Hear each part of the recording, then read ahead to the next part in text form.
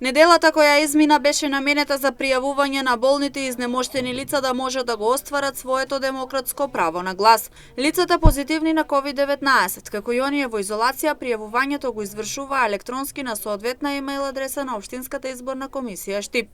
Истото оваа комисија според работењето по роковникот на Државната изборна комисија и броењето на пристигнатите барања за гласање на болни и изнемоштени лица како и затвореници излезе со следново соопштение. Вчера имавме доктор од клиничка болница каде што се читаа сите поднесени апликации за болни и немокни, така да со право ви кажувам дека добиени беа 68 апликации, во кои се одобрени 66, 2 се одбиени, поради несоодветна медицинска документација, дадена во роковникот или правилникот од Државна изборна комисија.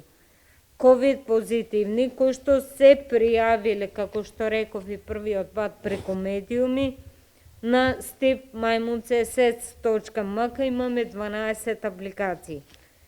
Инаку ќе шетаат 2 медицински екипи кои што ги формира Државна изборна комисија, ќе бидат обучени, ќе бидат со соодветен материјал. Изборниот молк започнува од четврток 10 декември на полноќ. Болните и изнемоштени лица ќе гласаат на 12 декември во сабота. Бидејќи станува збор за локални предвремени избори, што ја засегаат општина Штип, имаме некаде околу 5 избирачки одбори кои што се распоредени низ Македонија, поради тоа што имаме затвореници во повеќе институции низ Македонија, поточно во затвор.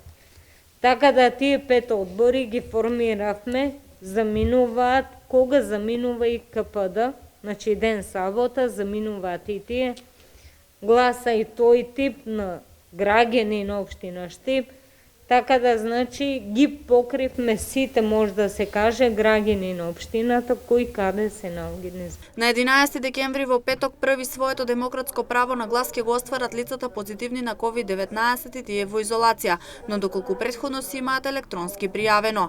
На 13 декември во недела ќе гласаат останатите граѓани на општина Штип, непрекинато во периодот од 7 до 19 часот. Избирачките места ќе бидат обезбедени со полициски службеници.